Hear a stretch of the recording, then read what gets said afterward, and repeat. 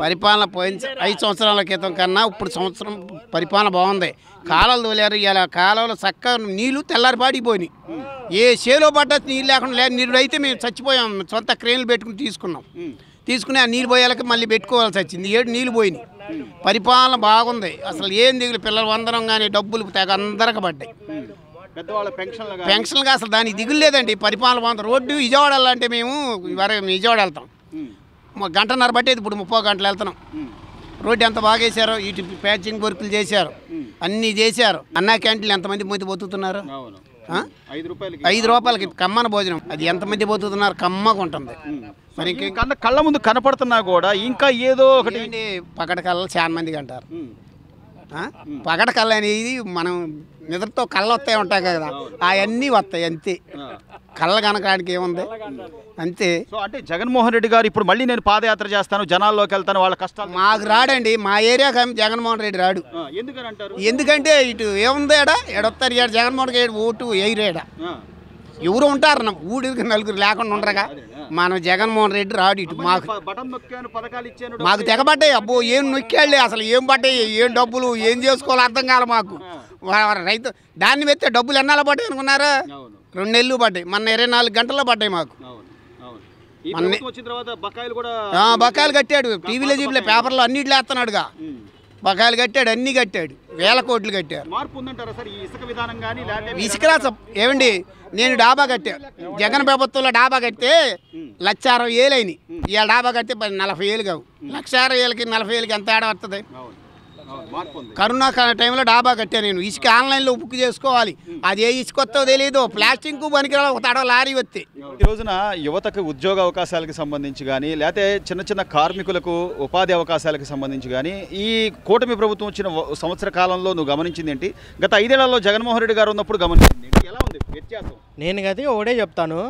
అప్పుడు ప్రభుత్వం కన్నా ఇప్పుడు కూటమి ప్రభుత్వం వస్తే జనసేన పార్టీ కానీ, పవన్ కళ్యాణ్ కానీ, చంద్రబాబు నాయుడు కానీ, లోకేష్ కానీ అందరూ కనుక ఇది మాత్రం ద బెస్ట్ ప్రభుత్వం ఇది.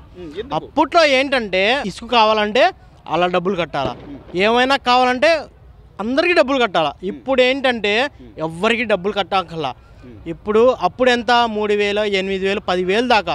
అది కూడా ఏంటంటే మనం రిజిస్టర్ చేసుకోవాలా. మీకు ఈ ఇసుక కావాలా అంటే ఏదో పెడుతున్నారు వీళ్ళు.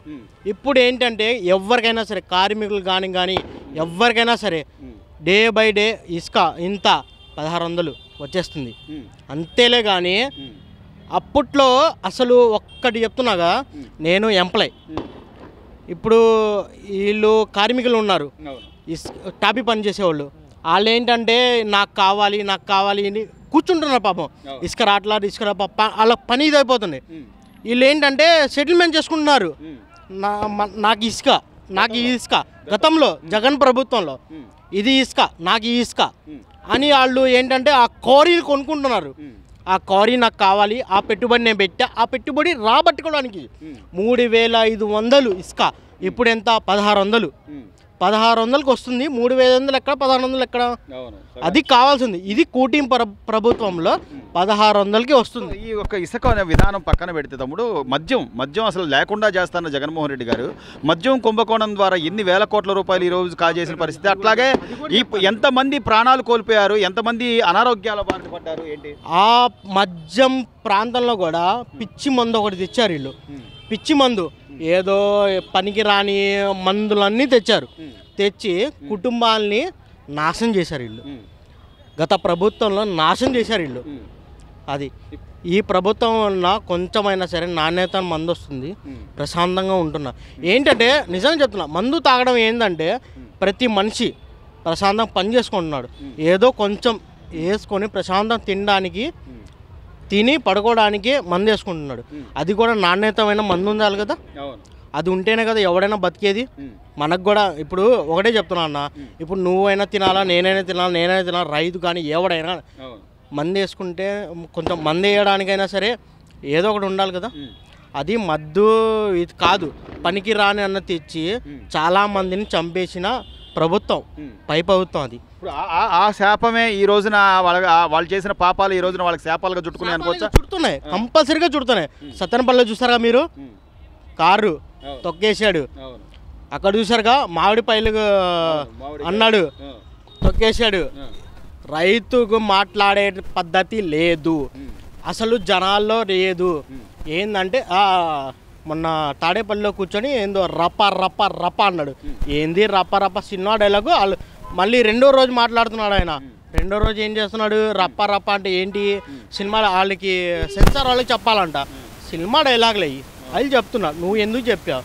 నువ్వు చెప్పినప్పుడు నువ్వు ఏం చెప్పాలా, క్లారిటీ చెప్పాలా.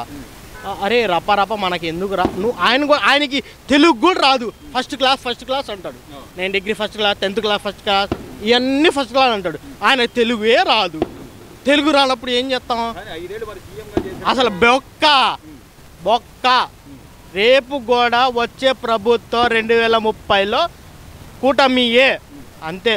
ఇదే ఫైనల్. ఇంకా కూటమి ప్రభుత్వం అధికారంలోకి వచ్చి గత 5 ఏళ్లలో జగన్మోహన్ రెడ్డి గారు మైనార్టీలని, నా మైనారిటీ, నా ఎస్సీ, నా బీసీ అన్న వ్యక్తి, ఆయన పరిపాలన ఎలా ఉంది, ఇప్పుడు వ్యత్యాసం ఎలా ఉంది గమనిస్తే? ఆయన గెలిచాక చాలా వరకు ముస్లిం మైనారిటీలకి చాలా బాగా చూశారండి. ఎవరు? చంద్రబాబు నాయుడు గారు. వాళ్ళు సంక్షేమ పథకాలు మెయిన్ తీసుకురావడంలో అటు కేంద్రానికి మద్దతు ఇవ్వడం ద్వారా ప్రతి కార్యక్రమం చాలా వెనుకబడిన ఆంధ్రప్రదేశ్ రాష్ట్రానికి ఒక దిక్సూచిలా ఒక మంచి అవకాశాన్ని తీసుకురాగలిగారండి. ఇది సద్భావంతో, కేంద్రంతో కలిగిన సద్భావంతో మంచి కార్యక్రమాలకు నాంది పలికారన్నమాట. సో ఈరోజు పెట్టుబడులు అని కానీ మీరు అన్నట్టుగా పెట్టుబడులు కానీ, పరిశ్రమలు కానీ, ఉద్యోగాలు కానీ ఇప్పటికే గత 5 ఏళ్లలో వెనకబడ్డ తీరు మనం చూసాము. రాష్ట్రం అప్పుల పాలు కూడా అయిపోయిన నేపథ్యంలో మళ్ళీ దీనికి దశ నిర్దేశం చేసే నాయకుడు చంద్రబాబు నాయుడు జనాలు ఎన్నుకున్నారు. కానీ అసలు ఈయన ఏం చేయలేడు, ఈయన వల్ల కాదు, 3 ఏళ్ళు ఆగండి నేను మళ్ళీ వస్తా అని చెప్పి జగన్మోహన్ రెడ్డి గారు అన్నారు కదా, ఏంటి మీరేమనుకుంటున్నారు? ఒక సంవత్సరం కాలం అయిపోయిందంటే ఇంకో 4 సంవత్సరాలు చూడండి, మీరే చూస్తారు ఎంత అభివృద్ధి దిశగా స్వర్ణాంధ్రప్రదేశ్ ఏ విధంగా దూసుకుపోతుందో మీరే చూస్తారు.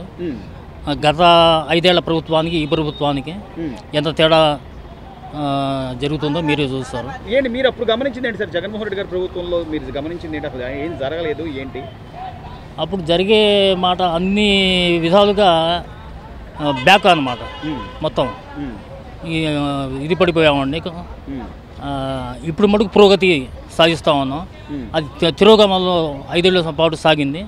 ఇప్పుడు అభివృద్ధి దిశగా దూసుకుపోతుంది. అంటే ఏ అంశాల్లో? అంటే రోడ్లు అంటారా? అన్ని అంశాలు అన్నమాట. మౌలిక వస్తువులు అంటారా? ఇటు ఇసుక వదలటం ద్వారా, ఇసుక ఫ్రీ చేయడం ద్వారా, భవన రంగం కానివ్వండి, రియల్ ఎస్టేట్ తరఫున కానీ అన్ని విధాలుగా సక్సెస్ఫుల్గా దూసుకుపోతుంది రాష్ట్రం. సో ఇంకా ఉద్యోగ అవకాశాలు సరే, మొన్న ఈ మధ్య 16,000 పైచీలకు మెగా డిఎస్సి పోస్ట్, వాళ్ళు కూడా ఎగ్జామ్స్ రాసి ఉద్యోగాలకు రెడీగా ఉన్నారు. సర్వవిధాలుగా పురోగతి సాధించేందుకు బృహత్ ప్రణాళిక రచించారండి. ఆ విధంగా ఆ ప్రణాళికల ప్రకారం ఒక ఖచ్చితత్వంతో పకడ్బందీ వ్యూహం సాగిపోతుందండి. రాష్ట్రం జరుగుతుంది సార్, పరిపాలన 100% please subscribe to Leo news for more videos.